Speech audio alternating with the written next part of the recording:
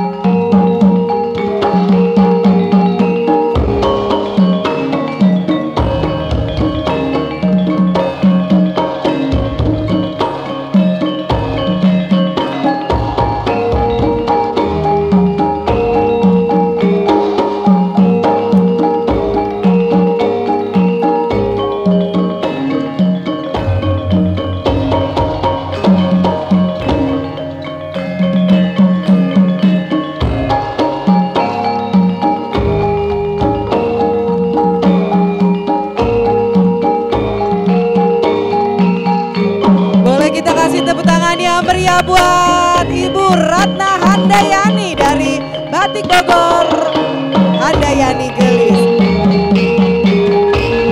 Dan langsung saja menyerahkan buku kepada Mbak Sanas. Titik balik 10 tahun berkiprah di dunia.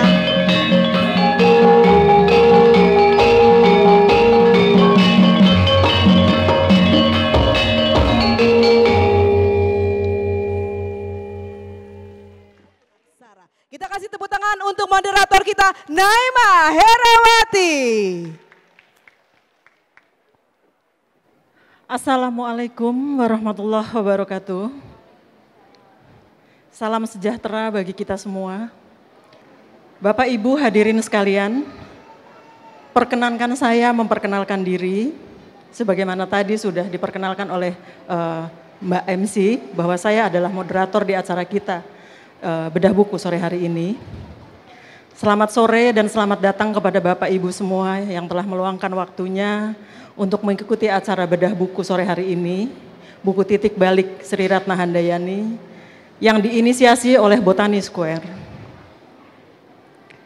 Buku yang akan kita bedah ini ditulis oleh Sri Ratna Handayani, diterbitkan pada Agustus 2020 oleh penerbit Mata Kehidupan di Bekasi dengan tebal 137 halaman. Meski tidak terlalu tebal, tapi buku ini syarat dengan pesan dan inspirasi tentang pergulatan dan perjuangan seorang perempuan dalam upayanya menegaskan identitasnya. Setiap orang pasti mengalami kegelisahan dalam pergulatan identitas, dan setiap orang, dalam hal ini setiap perempuan, dalam perjalanannya juga pasti akan sampai di titik balik.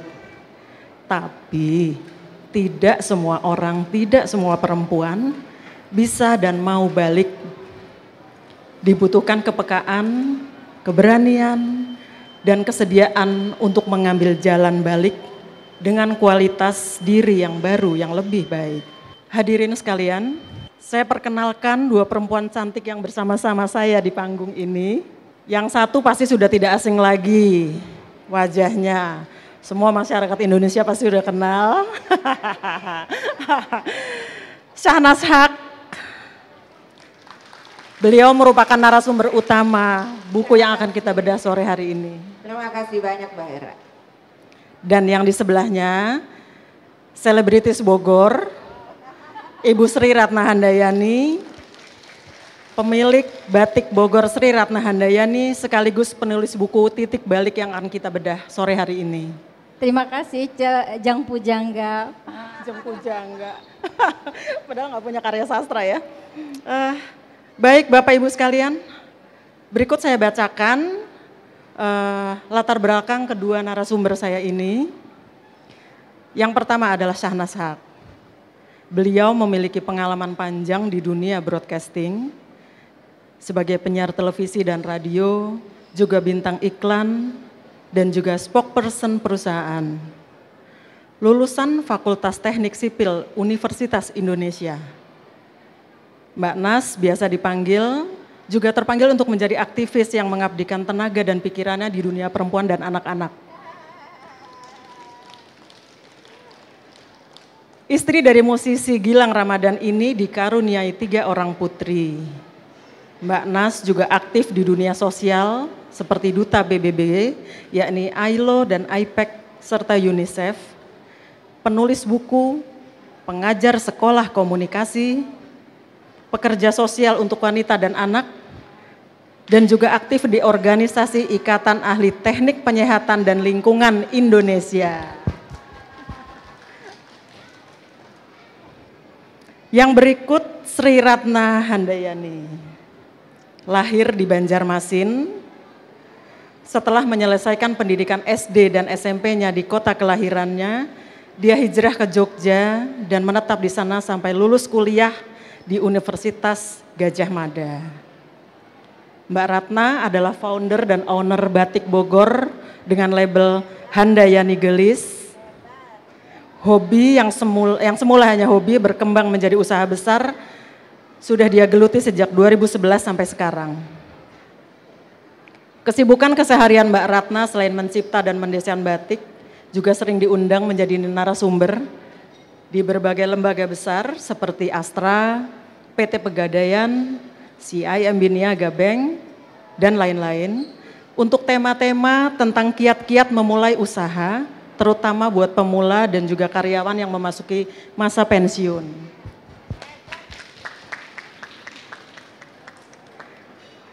Baik Bapak Ibu hadirin sekalian, sebelum masuk pada acara inti, saya akan membacakan susunan acara bedah buku kita. Yang pertama adalah pembukaan, yang kedua adalah pemaparan materi oleh narasumber utama kita Mbak Sahnas Haq, kemudian tanya jawab, pembacaan kesimpulan, dan penutup. Sebagai pembuka, saya persilahkan kepada Ibu Dina Murniati untuk tampil ke atas panggung, membacakan penggalan dari isi buku Titik Balik Sri Ratna Handayani. Ibu Dina silakan. Momen ketika seseorang menemukan pencerahan melalui sebuah peristiwa yang melintas dalam hidup, yang membuatnya bangkit dan berubah menjadi seseorang yang baru, yang lebih baik dan lebih menginspirasi. Saya menemukan titik balik ketika usia hampir mencapai 45 tahun. Waktu itu saya diajak suami mengikuti acara pelatihan ISQ. Pelatihan yang digagas oleh Ari Ginanjar Agustian yang sekaligus bertindak sebagai motivator itu berlangsung selama 2 hari penuh. ISQ adalah sebuah metode pembangunan jiwa yang menggabungkan 2 unsur kecerdasan, yaitu kecerdasan emosional dan kecerdasan spiritual, dengan memanfaatkan kekuatan-kekuatan pikiran bawah sadar atau yang dikenal dengan suara hati. Waktu itu saya menyimak dengan serius semua materi yang disampaikan. Dan ketika masuk pada sesi saling merangkul antar 2 orang, maka saya pun merangkul peserta perempuan yang paling dekat. Saat itu, setiap peserta diminta untuk saling bertanya kepada orang yang dirangkulnya. Siapa kamu? Saya kaget bukan kepalang dan tak bisa menjawab. Saya hanya bisa diam terpaku. Betul-betul bingung siapa saya, apalagi ketika diajukan pertanyaan berikut, yakni apakah tujuan hidupmu? Saya lebih nggak bisa jawab lagi.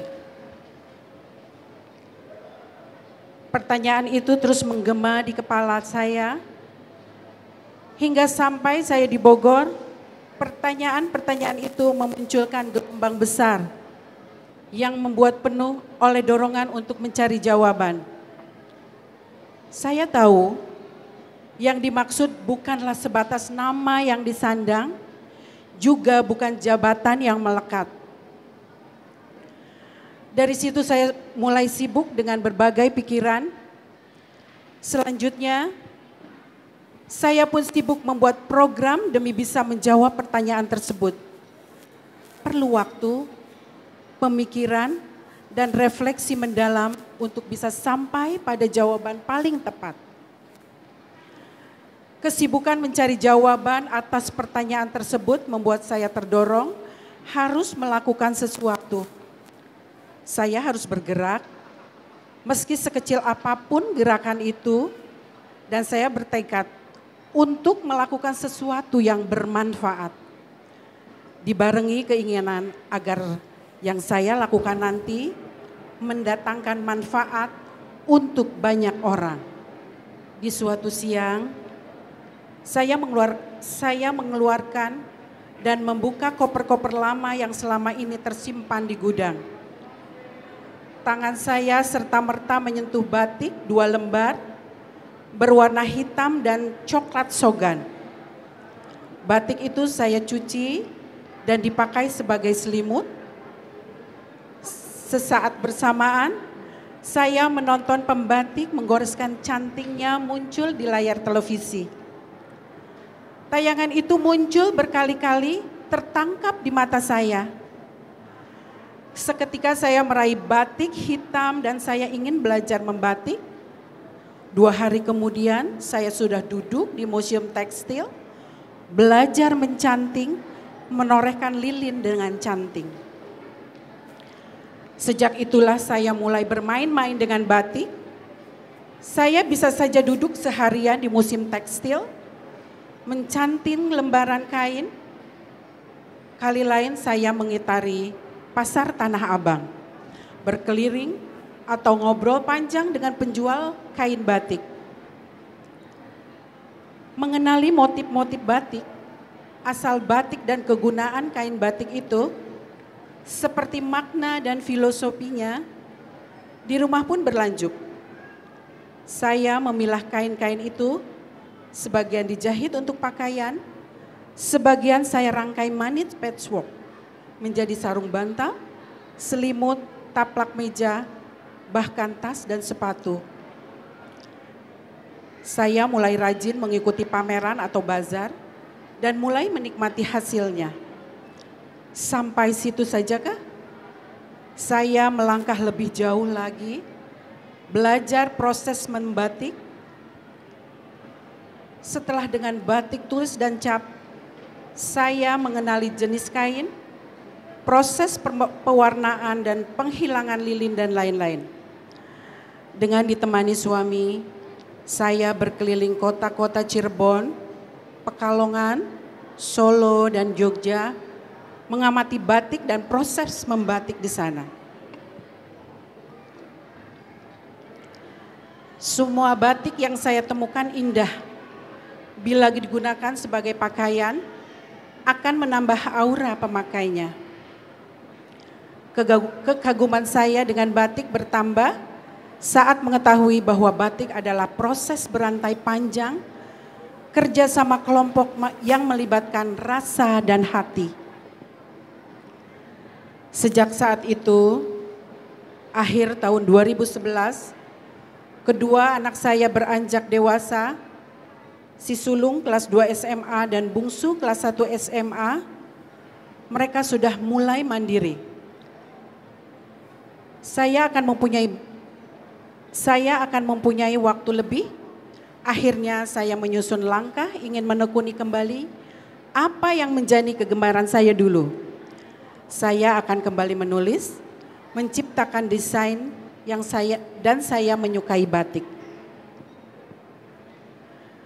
Bukan tanpa alasan kenapa saya tertarik kepada batik. Sejak dari kecil saya sudah mengenal batik. Ketika masih duduk di bangku sekolah dasar, saya sudah tertarik dan kagum pada motif-motif batik milik ibu saya. Dan saya juga sibuk bertanya kepada ayah saya seputar makna yang terkandung dalam setiap corak batik. Sejak itu saya mulai berpikir dan mempertimbangkan untuk memproduksi batik sendiri. Sembari terus memproduksi patchwork, saya juga sibuk mereka-reka ide dan membuat konsep nantinya batik-batik karya saya akan seperti apa, langkah yang akan ditempuh apa saja. Seluruh pergulatan pikiran itu akhirnya menemukan muaranya ketika tak lama kemudian saya betul-betul masuk ke dunia baru, dunia batik. Akhirnya saya menemukan jalan hidup lewat batik. Saya menemukan passion di sana dan bahagia adalah ketika kita bisa melakukan pekerjaan sesuai gairah atau passion. Terima kasih.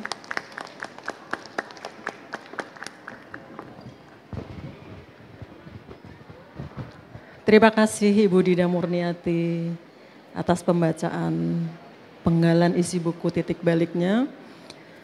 Bapak Ibu hadirin sekalian, dan sekarang kita masuk pada sesi pemaparan materi. Saya persilahkan kepada Mbak Sahnas untuk menyampaikan ulasannya. Baik, terima kasih banyak. Assalamualaikum warahmatullahi wabarakatuh. Salam sejahtera untuk kita semua, Om Swastiastu, Namo Buddhaya, salam kebajikan, Rahayu. Saya Syahnas Haq, saya adik barunya Ibu Ratna. Menyenangkan sekali buku ini untuk dibaca. Jadi Bapak Ibu yang ada di hadapan dan di arena bedah buku ini dan juga yang ada di mall ya, yang ini kan lagi hilir mudik tapi saya yakin pasti kedengeran nih kita baca beginian. Nah, ini buku adalah buku yang mesti dibaca. Ini salah satu buku yang sangat direkomendasi. Memang sih bentuknya kayak ngomongin batik, tapi isinya ini bukan tentang batik. Isinya adalah tentang bagaimana seseorang itu bisa menemukan dirinya. Titik balik. Tadi Mbak Hera udah ngomong tentang kalimat yang sangat bagus sekali. Gini, ada salah satu kalimat di buku ini yang mengatakan pengalaman gitu ya. Pengalaman itu adalah bukan sesuatu yang terjadi dengan kita. Tetapi di buku ini, pengalaman adalah apa yang kita lakukan ketika kejadian itu menimpa kita. Beda tuh. Ngeh apa enggak? Aku ulang ya pelan-pelan. Soalnya wajahnya kayaknya begini. Gitu ya. Kebaca di matanya aja pelan-pelan ya. Iya, geskolot soalnya yang di depan. Oke. Pengalaman buat manusia adalah bukan sebuah kejadian, sesuatu yang terjadi. Ya namanya juga pengalaman ya, bukan begitu gitu loh. Pengalaman adalah apa tindakan kita ketika kejadian itu menimpa. Beda ya. Jadi pengalaman itu adalah aktif. Pengalaman itu adalah tindakan. Pengalaman dan pembelajaran itu adalah proaktif. Dan kalimat titik balik ini bagus sekali nih Mbak Hera dan juga Bu Ratna. Kenapa? Betul yang Mbak Hera sampaikan. Semua orang itu pasti punya kejadian yang ngejedak banget, nampol banget pasti dalam hidupnya. Begitu ya, pastilah nggak mungkin. Nggak ada manusia tuh menurut saya yang hidupnya aman-aman aja, lahir oke, menikah oke gitu ya. Pokoknya semuanya bagus, terus matinya masuk surga, sudahlah itu hanya di buku cerita gitu loh ya. Tapi yang namanya kehidupan aslinya pasti lintang pukang kegiles. Dan itu adalah sebuah pembelajaran yang Tuhan kasih untuk kita ketemu titik balik. Cuman masalahnya kita ngeh nggak dikasih itu? Mau ngejalanin nggak? Jangan-jangan alarm kita mati. Alarm di badan kita nggak mau kita nyalain sehingga kita tidak ngeh. Dan selalu jalan di tempat yang ngotot, di tempat yang salah. Seperti itu. Tidak ada kejadian gini, dan kalimat buat saya kena banget adalah Tuhan tidak pernah menjanjikan semuanya aman-aman saja, langit selalu biru gitu kan tulisannya ya, langit selalu biru dan cerah, enggak. Tapi Allah selalu menjanjikan bahwa di setiap kesulitan itu ada kemudahan. Yakin itu saya gitu. Jadi dan masalah tentang pembelajaran itu, kalau saya percayanya adalah hidup itu kan apalagi khususnya wanita. Menjadi perempuan itu takdir. Kita dilahirkan jadi perempuan.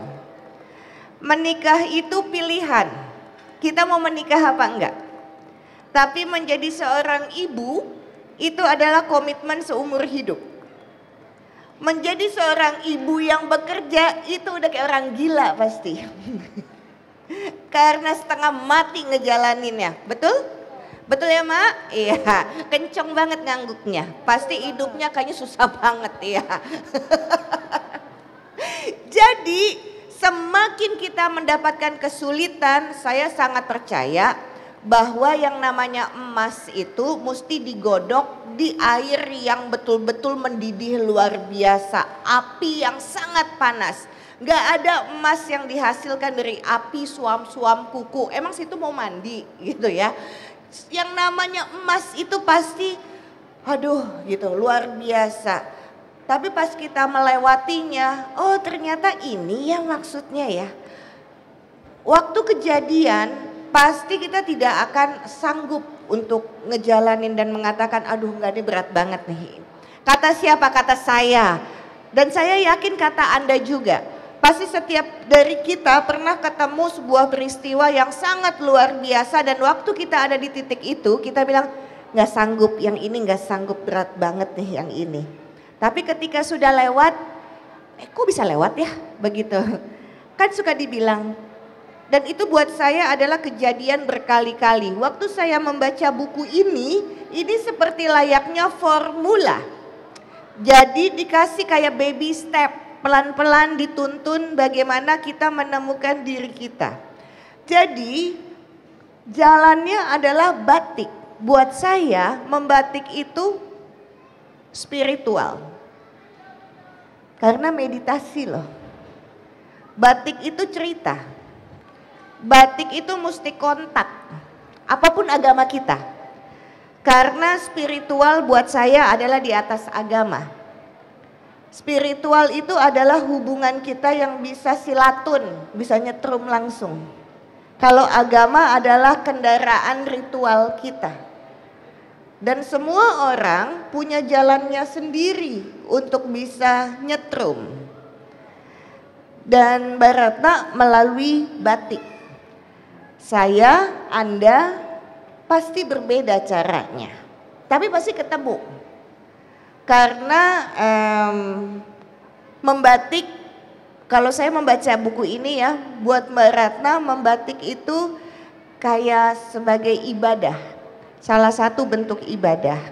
Karena kerja membatik adalah ibadah yang mungkin saja itu menjadi catatan ketika semuanya mesti kembali ke kampung ilahi, ini menjadi catatan baik, praktik baik, yang membuat Sang Pencipta tersenyum sama Mbak Ratna. Amin ya, mudah-mudahan. Karena saya ya, kalau saya tuh merasa gini, Mbak Ratna, Mbak Hera dan ibu-ibu, Bapak di sini. Tapi tunggu, saya cek dulu. Suaminya Mbak Ratna dipanggilnya Mas siapa? Pak John. Pak John. Jauh. Pak John. Pak John tuh udah baca belum ini? Jangan bohong. Bohong. Kata Pak John udah sedikit. Pak John gimana, saya udah hatam, Pak John masih segini gitu ya. Pak John kudu baca karena istrinya bikin karya yang luar biasa sekali Pak John. Dan buat saya seorang perempuan bisa bikin karya kayak begini tergantung suaminya. Walaupun kita bukan wanita yang selalu mesti di bawah bayang-bayang suami, akan tetapi have you read this book? Oh dia nggak tahu, oke. Di bawah bayang-bayang suami, tapi perempuan bisa hebat luar biasa kalau memang suaminya mendukung. Jadi kita tepuk tangan juga nih buat Pak John ya. Mendukung Mbak. Sangat mendukung pastinya karena menghasilkan buku yang sangat baik dan karya-karya yang luar biasa. Kalau nggak bisa berkembang. Dan terakhir dari saya adalah lakukan sesuatu yang menjadi ibadah kita.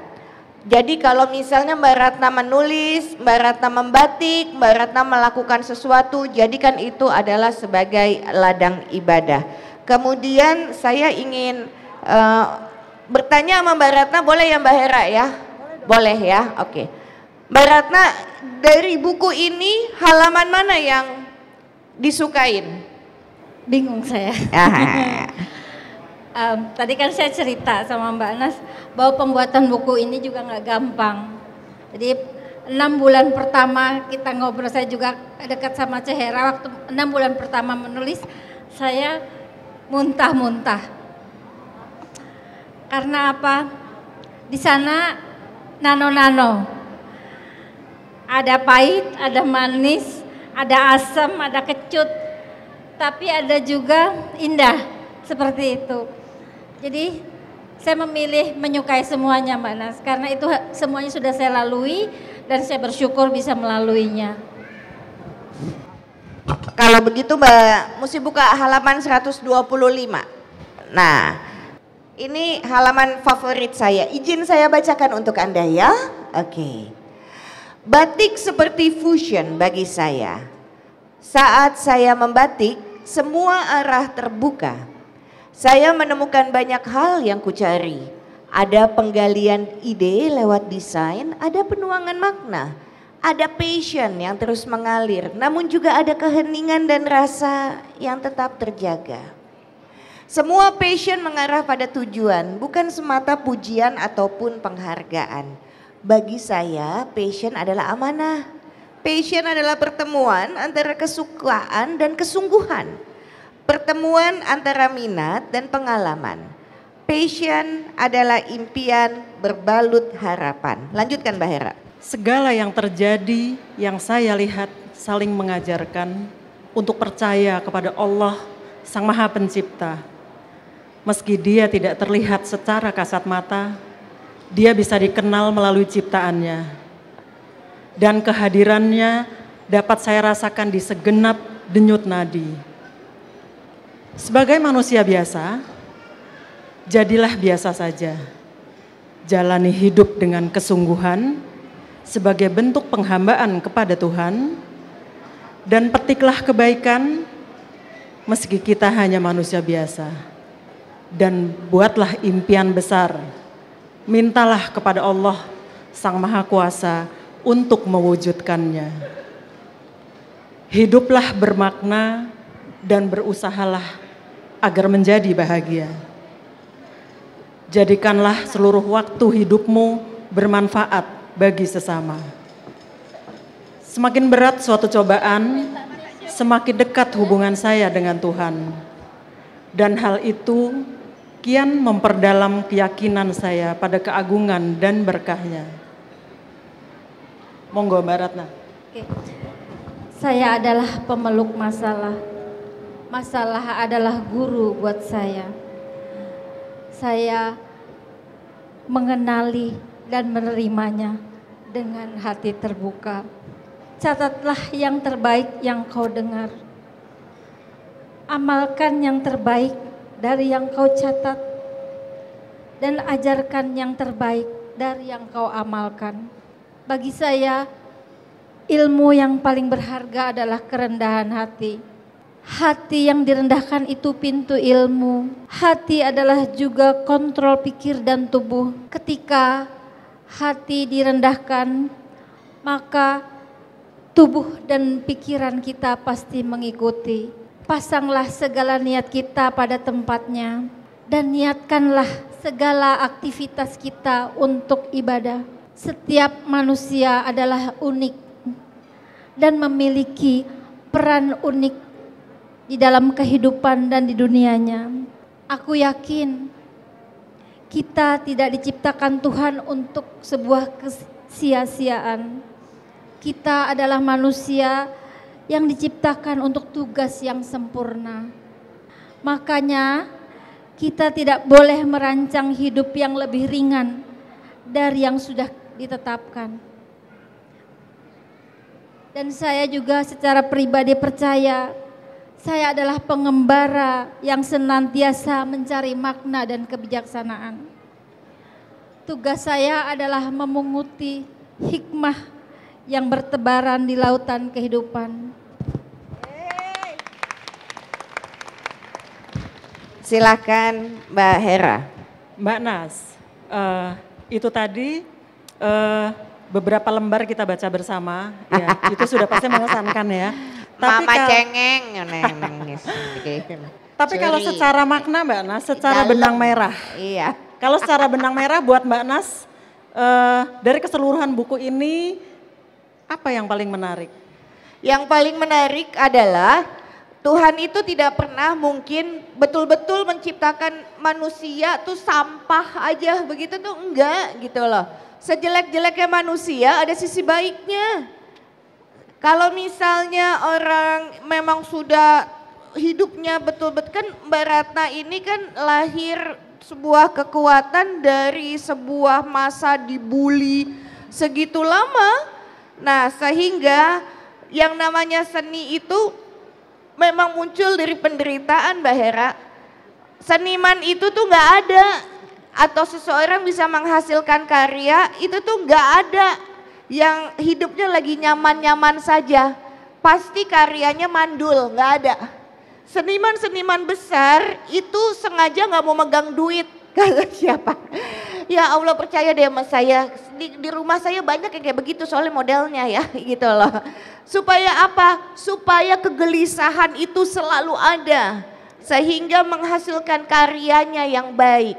Dan saya pelajarin itu, saya anak teknik, saya nggak ngerti gituan. Karena buat saya 1 tambah 1 2, sudahlah gitu kan ya. Nah kalau ini, kalau bisa 1 tambah 1 jadi 0,5 gitu lah. Kenapa? Supaya hatiku selalu tidak nyaman. Dan ternyata mereka, ayah mertua saya, Ramadan KH, penulis, sastrawan. Ayahnya Gilang, nama suami saya belum ganti, masih sama itu ya. Iya, udah nggak laku. Nah, terus ibunya Gilang diplomat. Waktu ibunya Gilang ditempatkan di Swiss untuk tugas diplomasi sebagai orang menteri luar negeri dengan situasi yang cantik, pemandangan bagus, makanan enak, tidak ada satu karya Ramadan KH. Saya tanya, Pak, takut daun begini, bilang gitu. Oh itu mah seniman, dia bilang, gak boleh hidupnya enak. Papa udah ngalamin yang begituan. Gitu. Oh pantas ya Pak, Papa mesti hidupnya susah melulu. Iya, jangan ajarin Gilang yang kayak begitu, saya bilang gitu. Kalau nggak nanti saya yang susah, saya bilang. Nah, jadi di situ saya belajar, oh iya ya, no wonder ada batik Handayani Mbak Ratna. Gitu. Dan kita itu memang mesti waspada dengan semua panggilan-panggilan yang Tuhan kasih. Pasti Mbak Ratna kan dapat sign, bukan hanya ujuk-ujuk tiba-tiba membatik, saya yakin tidak. Setiap orang tuh pasti ada ceritanya sampai oh iya, oh begini jalannya, begitu. Kita mesti tanya dulu sama Mbak Ratna, silakan Mbak Ratna. Ya. Sign apa yang didapat? Menjadi benang merah buat semuanya menjadi baik. Ya. Mbak Ratna kan ibunya orang Kalimantan. Ibu saya dari Banjarmasin. Ya. Kemudian bapak saya Solo. Waktu bapak saya sudah sakit-sakitan, bapak menghibahkan keris kepada kami berdua, saya dan suami gitu. Keris. Jadi bapak ini, padahal waktu itu memang ada adik saya laki-laki. Tapi entah apa pertimbangannya, keris itu dihibahkan ke saya. Nah, dalam perjalanannya untuk memegang keris kan nggak mudah ya Mbak Nas ya. Artinya ini cocok nggak di rumah, membuat suasana panas nggak, cocok nggak sama saya, cocok nggak sama suami, cocok nggak untuk kita berdua gitu. Nah kami bertanya kepada seorang empu waktu itu di Ungaran. Jadi kami bawa ke Ungaran, kemudian oleh sang empu keris itu diajak omong. Keris tadi, pertanyaan kami sih sebetulnya sederhana, apakah ini cocok untuk dibawa ke keluarga kami gitu. Takutnya ada konflik di luar. Nah, keris itu dibuka oleh sang empunya dan empunya waktu itu memakan bunga kantil. Itu empu apa Susana? Entah kan, iya saya ingat kantil apa melati gitu. Iya, dia tuh udah gitu, ujung kerisnya ditempelkan ke lidah, diajak. Terus dia bergumam-gumam yang kita nggak terlalu paham lah. Tetapi kesimpulannya ternyata itu bukan keris dari Jawa, tetapi ternyata itu dari Pajajaran. Nah itu yang mungkin sign yang itu. Saya perlu proses 4 sampai 5 tahun.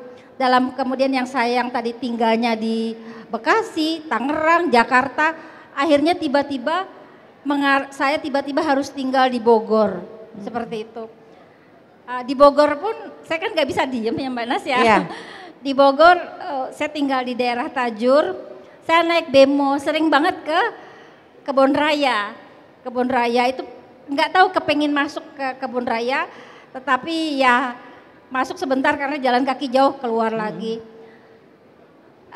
Akhirnya disitulah mulai inspirasi, oh ada ini di Kebon Raya ada itu, seperti itu.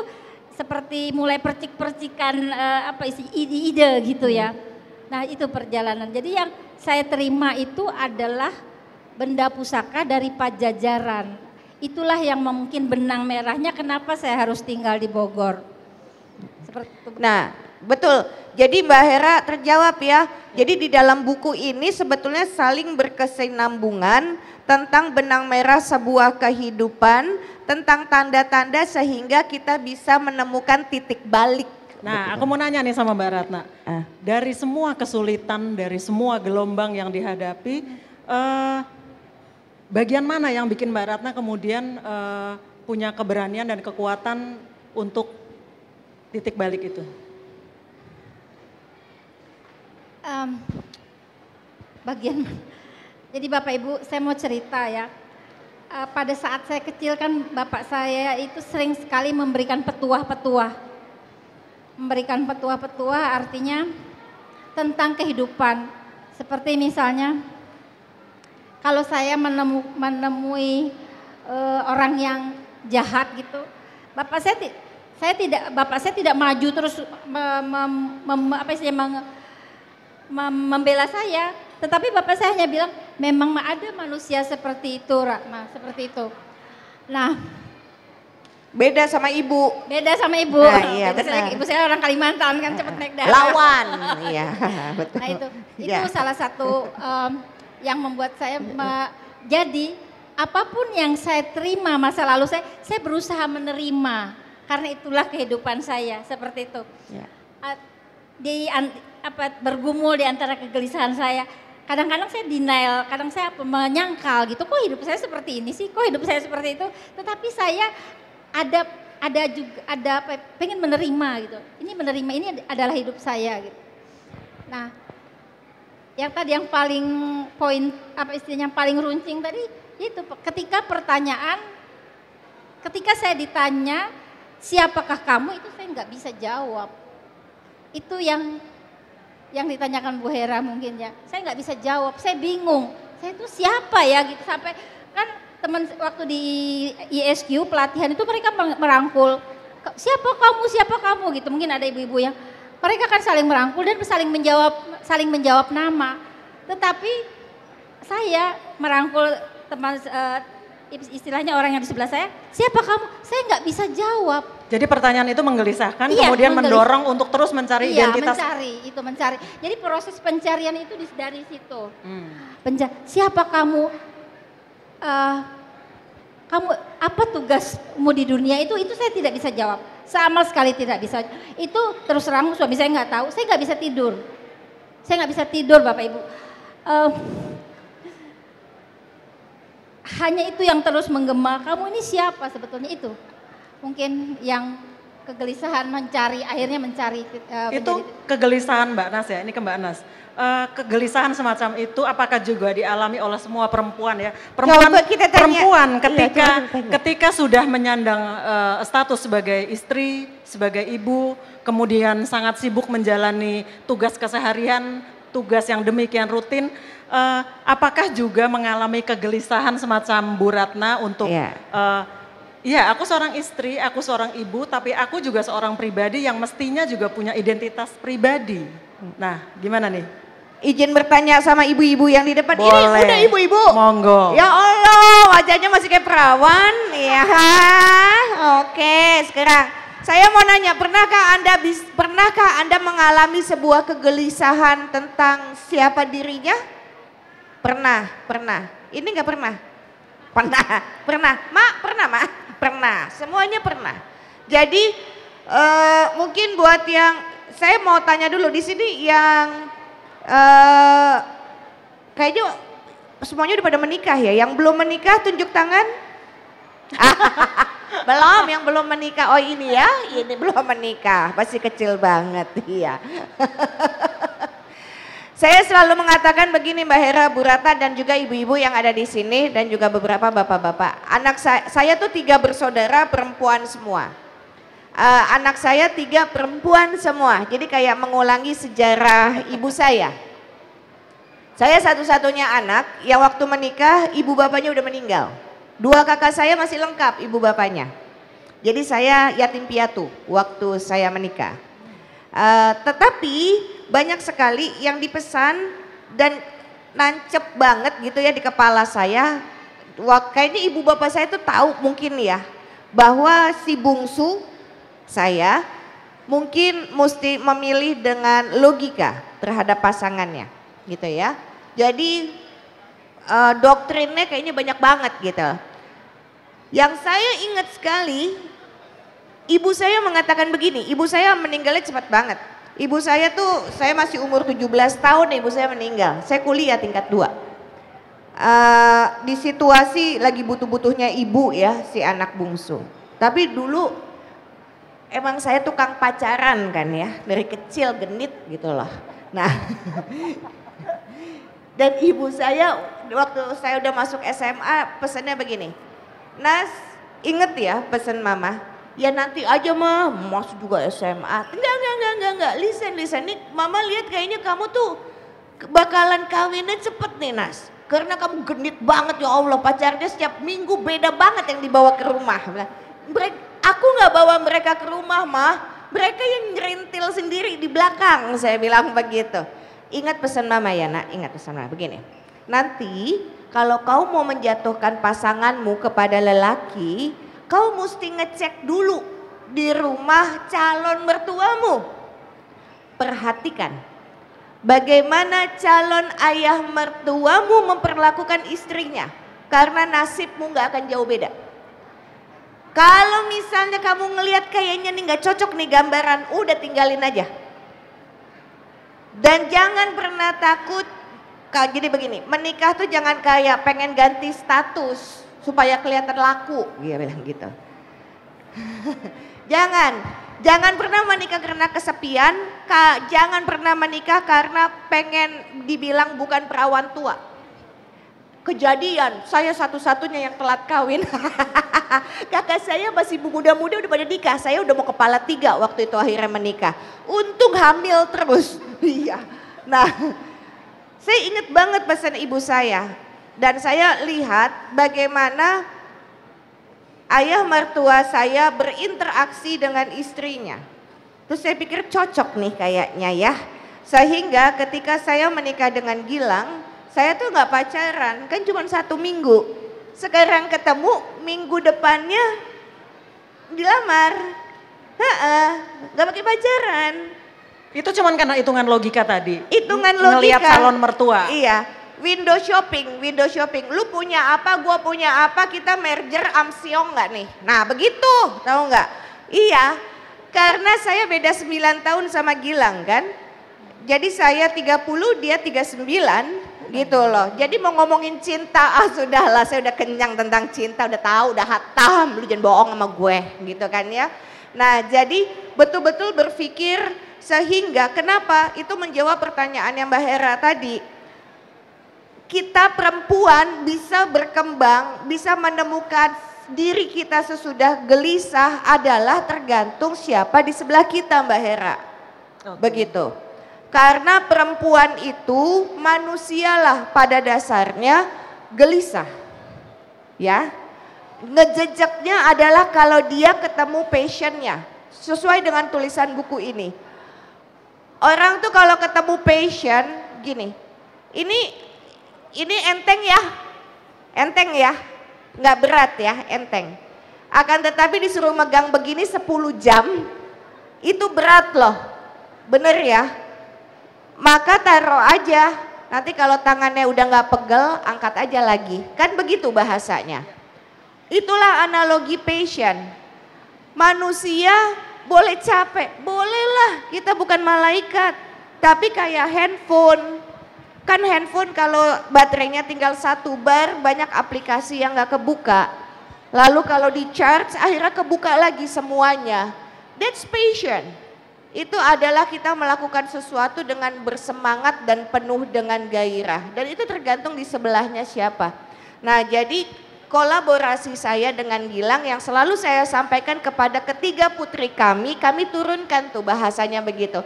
Anakku sayang, ini kan anak saya udah tunggu ya, anak gue umurnya berapa ya Mbak? Tunggu ya. Iya, 20, 19 sama 16. 20, 19 sama 16. Iya betul, 20, 19 sama 16. Kan ini udah yang satu merantau, tidak di Indonesia, atlet softball. Yang kedua kuliah di IPB, dokter hewan kayak anaknya Mbak Ratna. Yang ketiga masih SMA, tapi mau jadi seniman. Lalu saya bilang sama mereka begini, listen to Bubu, kan mereka manggil saya Bubu, listen to Bubu. Kalian tuh ya nggak usah terlalu cinta-cinta banget lah ya sama pasangan, biasa-biasa aja, bilang begitu. Karena cinta segunung juga, gunung itu bisa dipapas, hilang jadi jalan raya. Jadi kudu semana Bu katanya, cinta mah seujung kuku aja. Kalau dipotong tumbuh, potong tumbuh, nah begitu.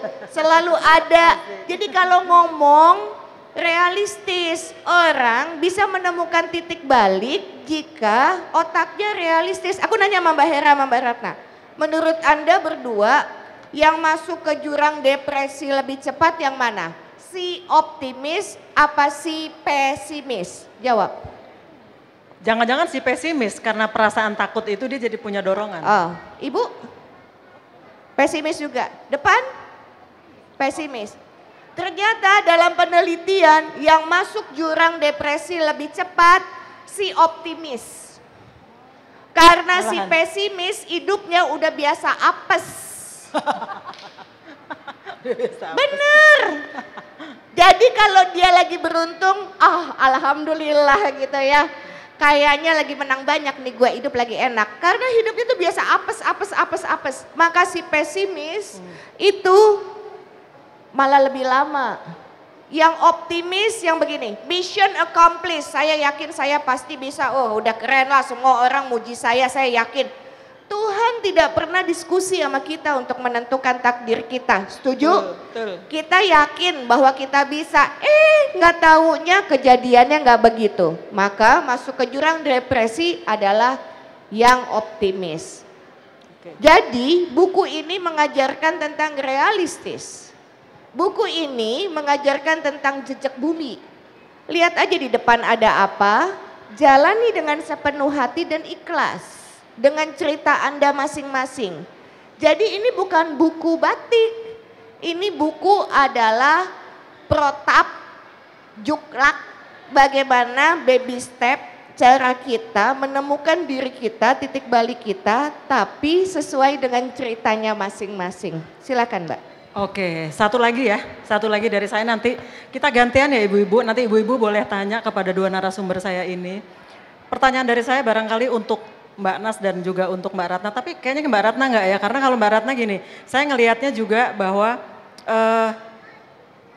di tengah kesibukan, di tengah semua kegelisahan, pencarian identitas, kemudian menemukan passionnya, dan saya melihatnya Mbak Ratna menemukan keseimbangan hidupnya di batik. Nah kalau Bubu nih, Mbak Nas nih, selebritis, udahlah banyak banget deh pokoknya yang dikerjain, nggak tahu kenapa semua bisa gitu loh. Nah itu kan udah pasti super duper sibuk, ditambah lagi tugas domestik udah pasti. Perempuan kan gitu kan, punya tugas di luar seabruk tapi tugas domestik tidak boleh diabaikan. Nah kalau buat Mbak Nas, gimana bikin dunianya tetap seimbang? Supaya nggak gila gitu ya? Iya dong, overload toh. Iya, kalau nggak pinter-pinter, nah itu aja, makasih. Begini ilmunya ya, ini ilmu saya. Kita main ya, izin ya, main ya. Ini gambar otak ya, ini mesin kecerdasan. Tua, muda, miskin, kaya, berapapun usianya sama. Ini lingkaran, anggap mesin kecerdasan. Kan ada otak kiri, otak kanan, limbik kiri, limbik kanan. Betul ya? Lalu ada otak tengah, setuju ya?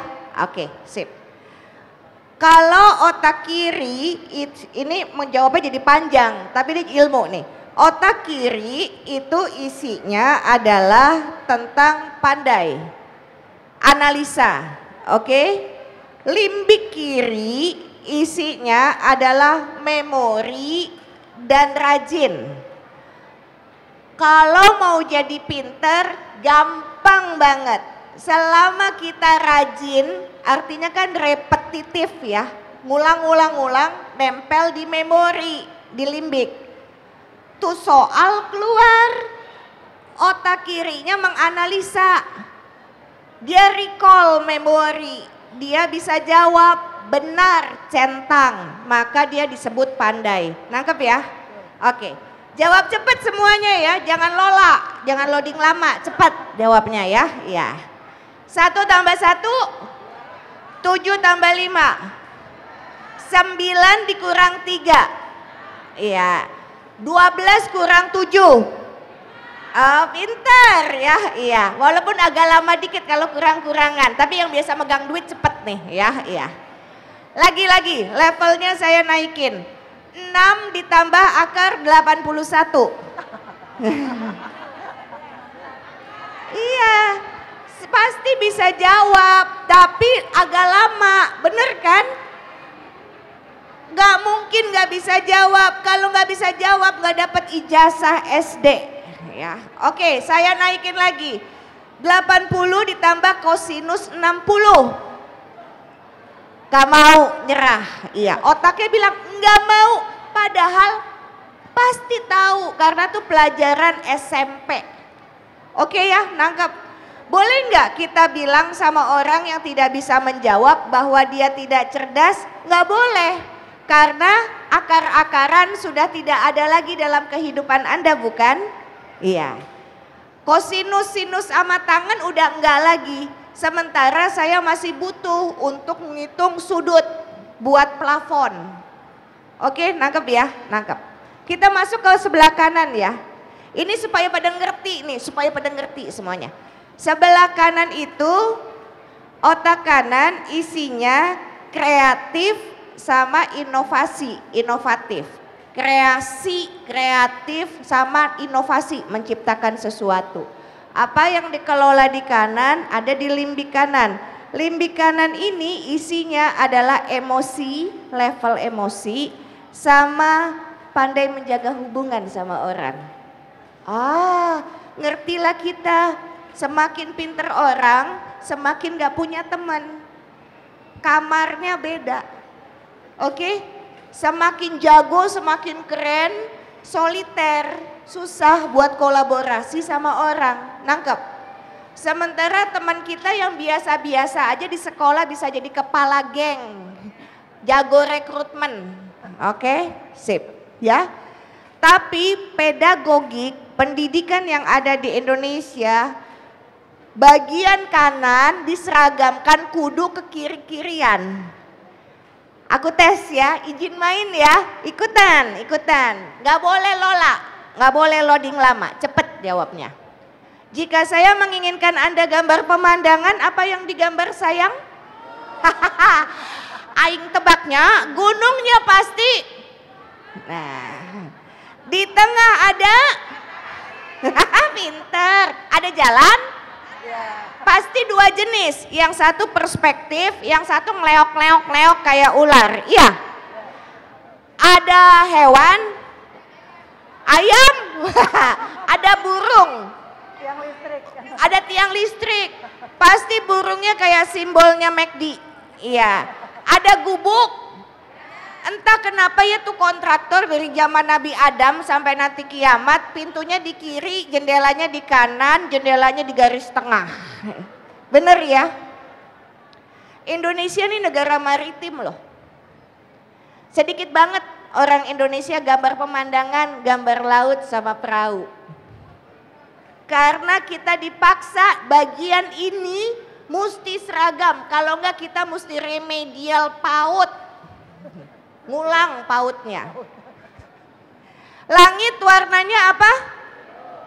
Padahal yang saya lihat langitnya itu orange karena mau buka puasa dikit lagi. Allahumma lakasumtu. Kalau biru mulu gue lapar kapan makannya? Gitu. Rumput warnanya, tapi yang saya lihat saya kerjanya di PUPR. Rumputnya warna merah, lagi dibakar mau bikin pemukiman. Artinya apa? Yang saya lihat dengan yang Anda lihat kan berbeda, nggak bisa disamain. Nangkep maksudnya? Kita masuk ke tengah ya. Ini ngejawab.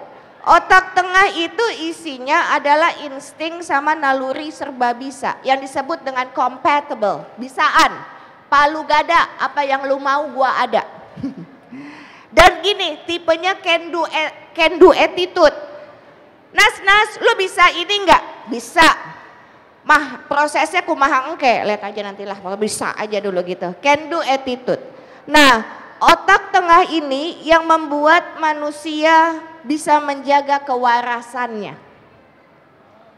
Balance. Untuk menuju tengah dari kanan lebih mudah daripada dari kiri. Nangkep? Contoh ya, contoh. Di situasi pandemi, mau yang entah kapan berakhir dan sudah 2 tahun mau masuk ke 3 tahun, yang pinter tuh di lay off dan gak punya kerjaan dan gak bisa makan. Sementara yang biasa-biasa saja masih ada makanan di meja, listrik masih nyala, air masih mengalir di rumahnya. Tadinya dia kerja direktur, sekarang udah kerjanya online bisa. Karena dia orangnya bisa can do attitude. Karena kan pandemi di luar hafalan. Nah, jadi saya menginginkan semua untuk bisa menguatkan bagian tengah supaya bisa menerima tekanan apapun dalam hidupnya. Bisa bekerja sama dengan siapa saja. Namanya agile mindset. Otaknya lincah gitu. Sedih boleh nggak? Boleh. Jangan kelamaan ya gitu. Karena apa?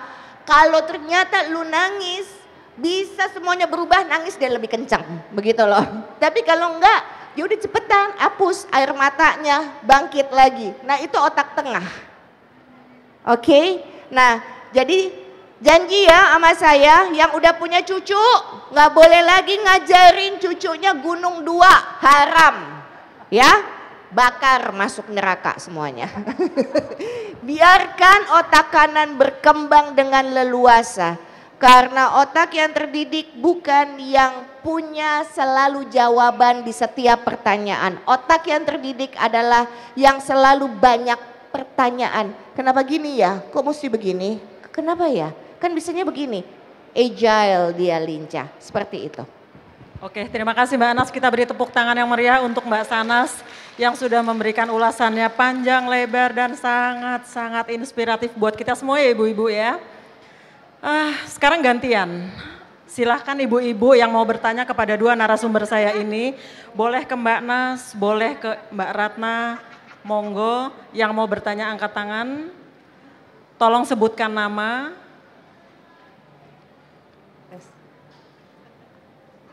Gimana Mbak Nas? Satu langsung dijawab atau dikumpulin dulu? Kita kumpulin 3 penanya dulu ya. Kita kumpulin 3 penanya baru nanti dijawab satu persatu. Oke, yang pertama silakan. Ya Mbak Sasnas dan Mbak Bu Ratna, kan saya orang Bogor, jadi saya mau nanyanya sama Bu Ratna. Namanya siapa Mbak? Saya Dewi dari Dewi. Wapi. Ya gini Bu Ratna, tadi kan juga udah ditanya ya sama Bu Hera, ujian mana atau apa ya istilahnya, mana yang paling berat gitu ketika menjalani proses ini. Nah yang saya pengen tanyakan, pastikan yang namanya memulai usaha atau memulai satu karya. Di dalam perjalanan, proses perjalanan pasti yang namanya hantaman, ujian, cobaan, itu banyak banget gitu ya. Lalu batik juga mungkin pada saat Bu Ratna bikin atau pada saat Bu Ratna punya keinginan untuk membuat batik, sudah ada dong batik sebelumnya gitu ya. Nah lalu bagaimana cara Bu Ratna membangkitkan lagi ketika ujian, cobaan atau mungkin cibiran gitu ya, datang pada Bu Ratna, bagaimana cara membangkitkan semangat itu untuk terus jalan, bukan berarti mundur tapi saya harus berlari gitu. Nah itu mungkin juga ini modal buat kita ya, buat saya, buat teman-teman juga di sini tentunya, karena saya pribadi juga mengalami hal yang sama gitu ya. Bagaimana caranya ketika saya berat menghadapi ujian dan cobaan. Mungkin itu yang ingin saya tanyakan. Terima kasih. Nggak boleh 2 ya, nanyanya 1 aja. Nanti kalau ke Mbak Sasnas nanti di belakang kalian nanya. Terima kasih. Terima kasih Mbak Dewi. Silakan penanya kedua. Ya, silakan berdiri, sebutkan namanya ya Mbak. Oke, bismillahirrahmanirrahim. Assalamualaikum warahmatullahi wabarakatuh. Waalaikumsalam warahmatullahi wabarakatuh. Nama saya Wida Purnamasari. Saya Siapa? dari Widi PIM. Purnamasari? Wida Purnamasari. Wida, oke. Ya, sebelumnya saya makasih untuk waktunya. Luar biasa sekali ini ilmu yang benar-benar bermanfaat sekali. Mudah-mudahan bisa untuk bekal ke depannya. Yang saya akan tanyakan ke Mbak Ratna. Mbak Ratna, sekarang kan kita di online, apapun online. Bagaimana nih tercetus Mbak untuk membuat buku?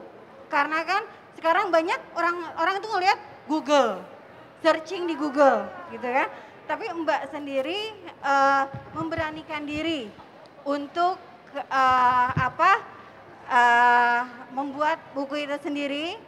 Kemudian bagaimana step awal atau motivasi Mbak untuk memilih benar-benar batik? Karena untuk batik sendiri kan hampir seluruh Indonesia memiliki batik ya, batik khasnya sendiri. Begitupun Bogor, mungkin ada batik khasnya sendiri.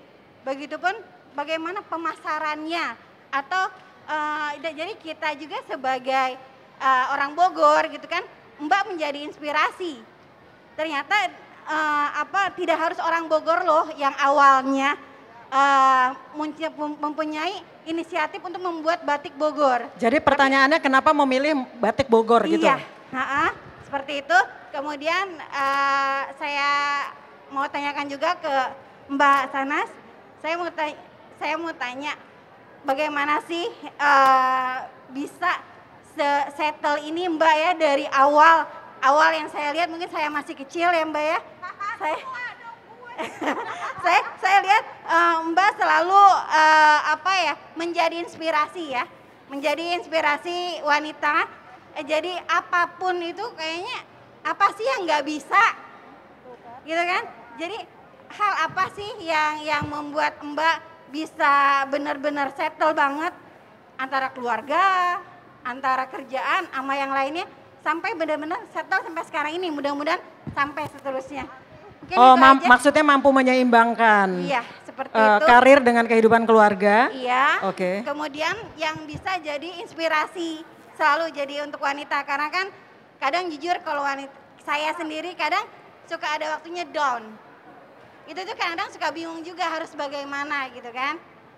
Tapi saya yakin istilahnya Mbak juga mungkin sebelumnya juga pernah ada di titik itu sendiri.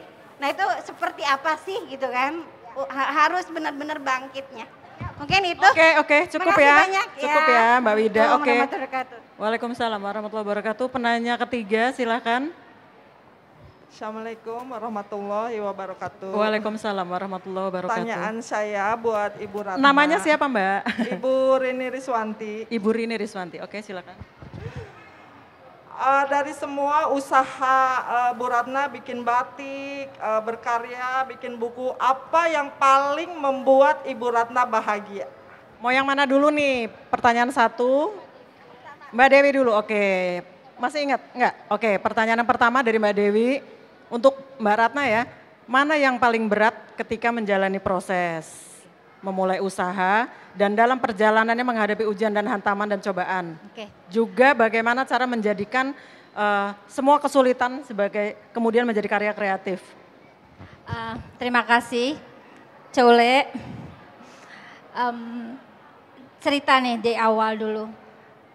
Sebelum saya memulai usaha, satu hal yang harus saya ubah adalah diri saya sendiri, ya kan?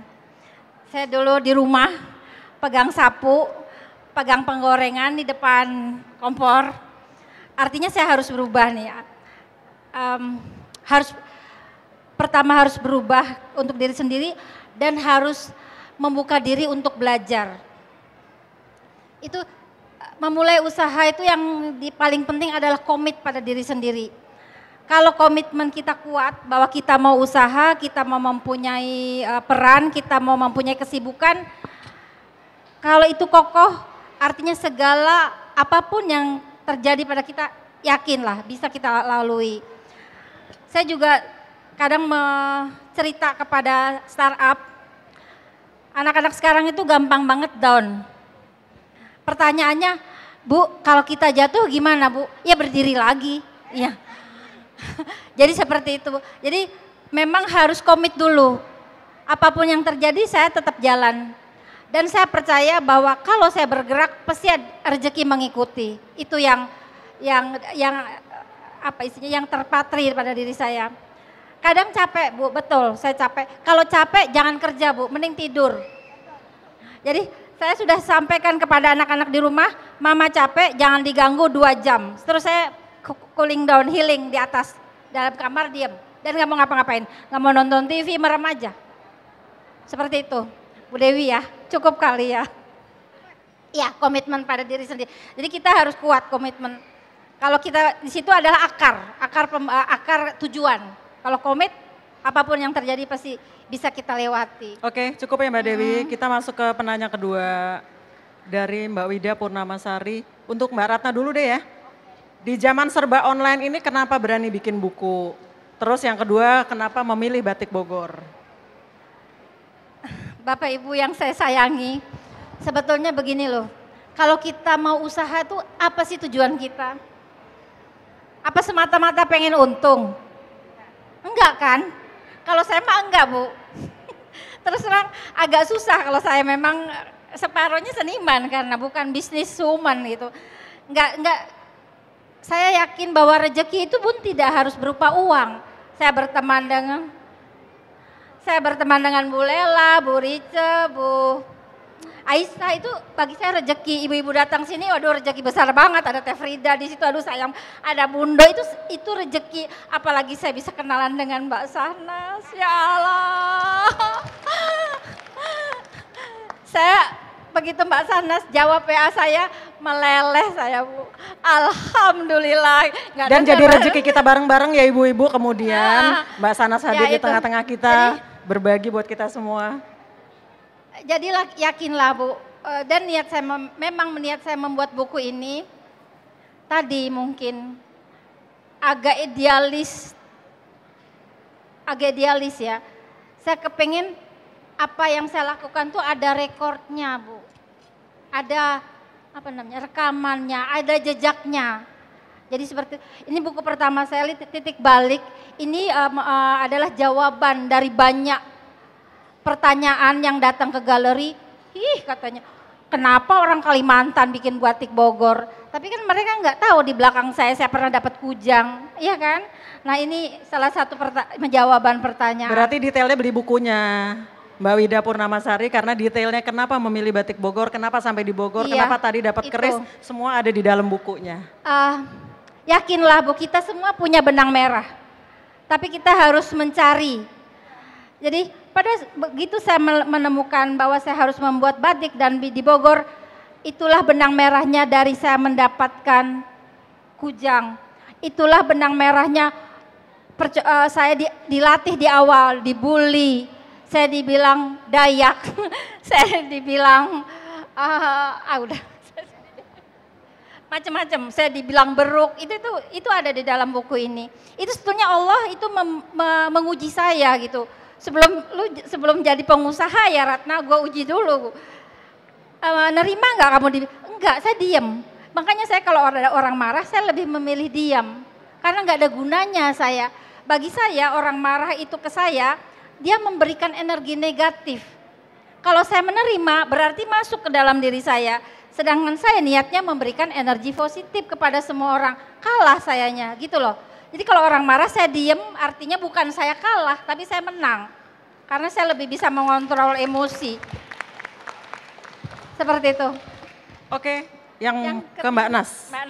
Gimana cara menyeimbangkan tugas domestik dengan tugas luar rumah? Kemudian yang kedua, gimana caranya perjalanan sekian tahun tapi terus jadi sosok yang menginspirasi? Oke. Saya izin ngelanjutin dulu ya kalimatnya Mbak Ratna, tadi bagus banget. Rezeki itu bukan angka. Rezeki itu bukan angka. Rezeki itu adalah apa yang kita nikmatin. Jadi jangan pernah takut buat jatuh. karena uangnya nggak banyak. Jangan. Kalau mau dihitung berapa banyak sahabat dan saudara saya yang meninggal karena COVID, banyak banget. Terakhir sahabat kami adalah Ben Sleo meninggal. Ya. Nah di situ saya tahu ternyata dalam hidup itu kita tuh kayak take it for granted semuanya. Nafas tuh kayak memang udah otomatis kuduna begitu. Enggak, coba aja sakit. Kemarin COVID, saya baru tahu orang pada rebutan oksigen tabung. Dan kalau dihitung itu mahal banget tuh tabung untuk ngisinya. Dan kita nggak pernah ngitung-ngitung tentang itu. Gitu ya. Nah di situ saya langsung bilang wah bener ini kalimat yang tadi oke tuh Mbak Ratna. Karena jadi saya tuh belajar dalam hidup saya ketika tahun ini saya golden age gitu ya. Udah 50 kepala 5. Jadi saya baru tahu oh iya ya hidup itu adalah bukan saya nyari uang. Walaupun uang menjadi sesuatu yang penting karena saya mesti punya uang untuk saya bisa kasih lagi itu buat orang lain. Begitu ya. Tetapi adalah sesuatu yang saya nikmatin, udara, kehidupan, suami, anak-anak gitu. Dan jangan selalu mengoreksi hidup kita, berpikir adalah begini, kan kita kerap tuh sering mengoreksi orang lain gitu ya. Saya juga belajar di situ. Mbak tahu saya penyintas kanker enggak? Tahu ya? Oke. Tahun 91 ibu saya meninggal karena kanker ovarium. Itu di dalam keluarga kami kuat sekali pohonnya. Ibunya ibu saya, nenek saya jadi meninggal hal yang sama. Adiknya ibu saya juga meninggal hal yang sama. Oke? Dari 3 bersaudara saya yang kena. Tapi sebelum waktu masa pengobatan tahun 98 saya yang kena. Tahun 2000 bapak saya meninggal. Waktu ibu saya meninggal itu sakit banget di saya. Sakit banget karena saya bungsu yang bedanya usianya jauh sama kakak-kakak. Saya sama ibu saya tuh sahabat, teman main. Dan kami bukan datang dari keluarga kaya raya. Walaupun karena kalau di perusahaan Pertamina itu mesti dari bawah ayah saya gitu ya. Nah dia baru surplus ketika saya lahir karena kan pindah-pindah kota minyak. Tetapi ibu bapak saya tuh tidak bisa membelikan mainan yang luar biasa dan segala macam. Jadi dari kecil mainan saya adalah buku dan tas Ekolak presiden itu. Iya. Isinya pena, tulisan. Jadi umur 3 tahun saya udah bisa baca karena ibu saya nggak bisa beliin mainan. Mainannya adalah belajar di saya. Saya bisa menghitung. Jadi saya membaca tuh udah nggak mengeja di umur 3 tahun. Enggak BA, TU, batu enggak. Jadi batu. Nah gitu udah biasa. Jadi makanya saya sekolahnya cepet, lulusnya cepet. Kemudian ibu saya meninggal sakit, diagnosa sekarang 5 bulan kemudian meninggal karena telat. Ketahuannya stadium terminal. Saya kacau tuh di situ. Dan waktu itu saya kuliah tingkat 2. Kemudian hubungan saya sama ayah saya nggak baik. Karena saya ternyata sesudah dewasa saya tahu bahwa saya adalah bapak saya. Kalau bapak saya perempuan ya saya, kalau saya laki ya bapak saya gitu loh. Nah hubungan kami tidak baik. Saya baru bisa komunikasi baik ketika saya kasih tahu bahwa saya kena kanker. Karena saya belum menikah, saya mesti perlu tanda tangan bapak saya bukan? Ya. Kami rekonsiliasi saat itu, nangkep ya kalimat itu. Tidak ada musibah yang didatangkan tanpa ada maksud kebaikan di baliknya. Oke? Kalau saya nggak kena kanker, saya tidak akan punya hubungan yang mesra dengan ayah kandung saya sendiri. Bisa nangkep ya? Karena saya cuma dikasih waktu 2 tahun dan saya baru tahu ini kayaknya bentuk saya kan nggak terlalu agamis ya. Tetapi kami tuh spiritualis. Jadi Tuhan tuh dicari untuk diajak komunikasi terus gitu. Pencarian kami sebagai pengembara dalam kehidupan di keluarga tuh kuat. Jadi ayah saya tuh setiap malam kalau sholat lail, sholat malam, berdoanya gini ketika tahu saya sakit. Kalau memang ada satu nyawa yang mesti dibawa, saya aja, saya sudah kangen. Dia sebut nama istrinya, ibu saya udah kangen sama Mika. Jadi kalau mesti ada satu yang pergi, saya aja yang diambil. Jangan Syahnas, dia masih kecil. Dan itu dia sampaikan terus setiap sholat Lail. Tuhan kabulin. Ayah saya jalan, saya hidup. Apa yang Anda pikirkan perasaan saya? Hancur pasti. Apakah kelihatan? Tidak. Di depan umum pasti saya yang ketawa. Dalam hati monyet, gitu. Dalam hati begitu. Nggak enak banget nih perasaannya, gila nih gitu, monyet. Tapi di depan orang pasti cuma senyum. Sialan gitu. Nangkep. Jadi sayangku, lesson learned in my life, kalau duka mah gak usah dicerita-ceritain sama orang, Beb. Karena orang itu pun tidak bisa menyelesaikan semua persoalan kita. Tidak ada satu orang pun yang bertanggung jawab atas kebahagiaan kita, hanya kita yang bertanggung jawab. Oke, nangkep itu? Jadi kalau mau ngadunya adalah lagi sholat. Dan itulah silatun. Jadi saya suka bilang begini, ya Allah begini-begini amat sih, udah dong gitu loh. Jangan dong, capek begitu. Tapi saya tahu, saya dikasih itu, Mbak Ratna dikasih itu, Mbak Hera dikasih itu, Anda dikasih itu. Kita semua dikasih yang itu masalahnya. Karena udah diukur, kita mampu buat ngelewatinnya. Pada saat waktu ayah saya meninggal, saya pikir karena penyesalannya nyesek banget loh saya tuh. Wah 7 tahun komunikasinya jelek, hanya 2 tahun bisa baik. Untung ada 2 tahun, ingat.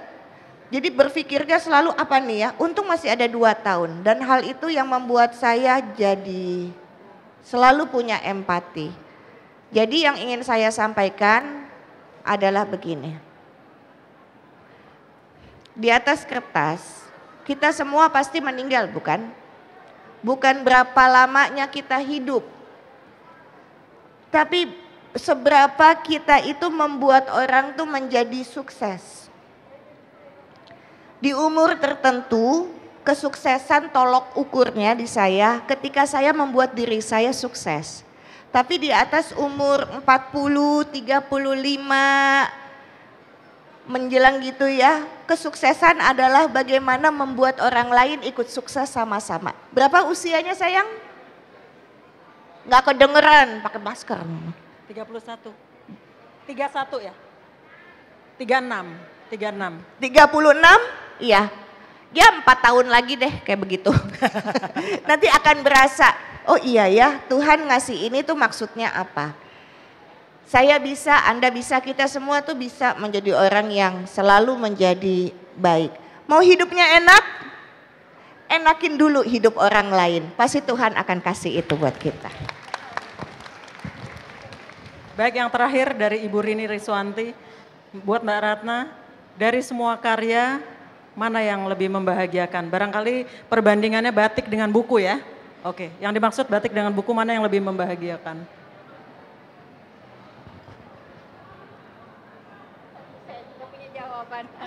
Bingung saya. Jadi begini, saya sebetulnya bahagia tuh melihat orang lain bahagia. Gitu. Jadi kalau bisa karya saya diterima itu saya bahagia.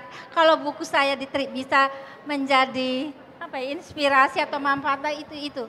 Jadi bagi saya kebahagiaan saya itu adalah kebahagiaan ibu-ibu semua yang pakai batik Bogor, yang membaca buku saya seperti itu. Agak susah saya, ya seperti itu. Ya, oke, cukup ya. Nah, yang berikut 3 penanya berikut, yang terakhir ya. Kita cuma 2 sesi ya, 6 penanya aja ya.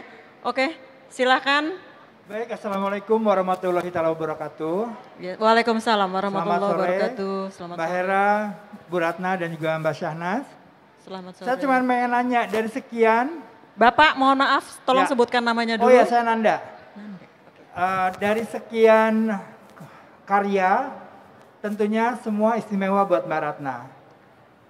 Dengan ilham tentunya, dengan ide-ide, tapi boleh nggak saya tahu karya apa yang paling berkesan selama berkarir di dunia perbatikan Bogor? Terima kasih. Assalamualaikum warahmatullahi wabarakatuh. Warahmatullahi wabarakatuh. Yang kedua silakan. Nama saya Bu Tati. Ibu Tati. Saya dari Cibinong. Ya. Saya hanya sering lewat saja ke Handayani Gelis ya. Akhirnya bertemu di sini. Mbak Sahnas juga hanya melihat melalui TVRI Buah Hatiku Sayang. Nah, pertanyaannya simpel saja. Ini apa? Terkait tadi Mbak Sahnas menyampaikan di halaman 125 ya. Ke Mbak Sahnas, kenapa di halaman 125 yang akhirnya sangat tersentuh dan bisa memberikan pendapat. Ke Mbak Ratna, kenapa di halaman 125 ini menuliskan tentang fashion yang memang memberikan sebuah psikologi yang kuat ya. Dari membuat buku titik balik sampai membuat sebuah usaha yang cukup spektakuler dengan batik. Batik ini saya memberikan tanggapan bahwa saya adalah lulusan dari sekolah kejuruan yang belajar batik tapi tidak mempunyai usaha batik. Nah, bagaimana itu memulainya mempelajari seni berbatiknya itu ya. Hanya itu saja. Mudah-mudahan buku ini saya langsung tanya berapa harganya. Itu saja, terima kasih. Terima kasih. Yang terakhir silakan, satu penanya lagi. Cukup, oke. Berarti 2 pertanyaan. Yang pertama dari Pak Nanda kepada Mbak Ratna ya. Karya apa yang paling berkesan selama berkarir di dunia perbatikan di Kota Bogor? Sekalian yang kedua berarti ya, sekaligus ya, karena satu tema ini. Cara mempelajari dan cara berproses. Ya, silakan. Kang Nanda ya, saya sebetulnya udah sering, ini kan biasanya bareng-bareng sama PIM ya, Teh Lela. Jadi mungkin karya pertama saya adalah Tilu Sauyunan. Ada Tilu Sauyunan, tolong dilihat. Ini adalah karya pertama batik Handayani Gelis. Tilu Sauyunan itu 3 serangkai, Mbak Nas. Jadi di situ ada bunga bangkai khas Kota Bogor, ada daun tales dan ada kujang. Filosofinya adalah bahwa tentang Kota Bogor itu terkenal seperti bunga besarnya. Kemudian masyarakatnya ramah seperti daun tales, tetapi masyarakatnya juga kuat seperti kujang. Ini adalah karya pertama. Udah ada sertifikat hak paten sejak 2011. Jadi waktu saya pertama membatik, pertanyaan suami saya itu apa? Mau dijual, siapa yang mau beli? Siapa yang mau beli dan mau dijual kemana batiknya gitu. Tapi nggak saya jawab, suami saya ada di belakang, nggak tahu sih. Saya ingat banget karena itu menohok ya pertanyaan itu. Tapi saya bilang bismillah, mudah-mudahan ini mendapat pasar di Kota Bogor. Karena saya benar-benar berkamuflase kan dari ibu rumah tangga biasa menjadi pedagang batik katakan begitu. Dan saya juga pada saat itu mulai ada rasa tidak percaya diri, belum mempunyai istilahnya rasa percaya diri untuk menjadi pedagang. Kalau orang jualan kan marketing masih pede ya. Nah itu ini adalah yang paling berkesan. Pertanyaan suami saya tuh hari Selasa, hari Jumat, Ibu Wali Kota Bogor pada saat itu Bu Diani datang ke rumah saya, masih di rumah Mbak Nas. Ternyata Mbak Ratna, saya mau pesan ini 60 katanya, seperti itu. Lah itu adalah jawaban untuk suami saya yang artinya bukan dari saya kan, sebetulnya itu adalah jalannya jawaban itu gitu. Berarti itu yang paling berkesan. Yang kedua tadi apa? Bagaimana cara mempelajari seni batik dan cara memulai bisnis batik? Oke. Mungkin singkat aja ya, kita sudah ya detailnya bisa jadi dibaca di bukunya ya. Saya nih general aja umum ya. Saya memulai usaha karena saya senang. Saya memulai usaha karena saya cinta dengan batik, karena saya senang. Jadi bukan karena profit oriented, tidak 100% profit oriented. Karena apa? Kalau saya profit oriented, pandemi saya habis, Bu. Jadi itu. Jadi kalau ibu mau memulai usaha, cintai usaha. Cintai apa yang ibu lakukan, kerjakan dengan sungguh-sungguh, itu kuncinya, Bu. Seperti itu. Oke, cukup. Terima kasih Mbak Ratna.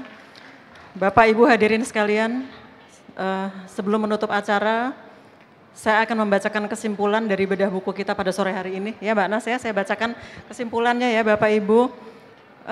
Satu, tidak ada hidup yang aman-aman saja. Jadi perempuan itu takdir, menikah itu pilihan, tapi menjadi seorang ibu adalah komitmen seumur hidup.